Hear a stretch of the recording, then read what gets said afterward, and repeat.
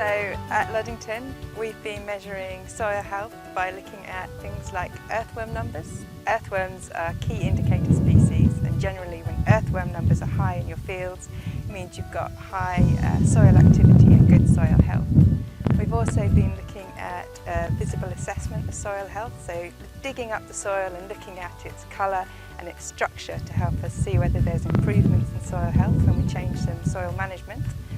And we've been burying tea bags to look at both soil activity and soil organic matter stability, so how much soil organic matter is being cycled in through your soil, but also how much is being stored and kept there in order to improve the soil organic matter within the soil.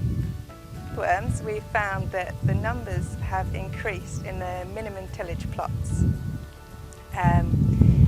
compared to the plough plots. Now with earthworms you would expect there to be more earthworms when you reduce ploughing, because ploughing is quite destructive to the soil and it can disturb the habitat of the earthworms and kill a few of the ones that are in the surface.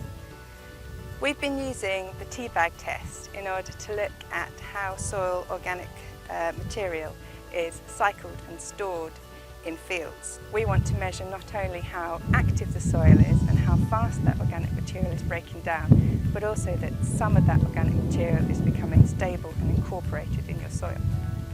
With ambitious targets being set for reaching net zero with carbon emissions in farming, we've been doing a lot of very crucial work on estimating the amount of carbon and other greenhouse gases coming off the soil.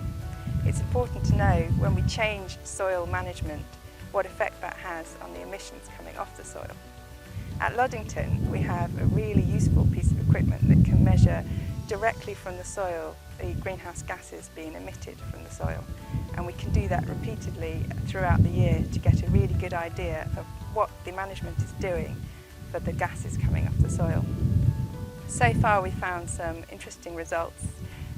As expected, we found that the plough plots produce a lot more CO2 than the other minimum cultivation plots. That's because cultivations disturb the soil and encourage mineralisation of the organic matter. As organic matter breaks down, it releases CO2 into the environment.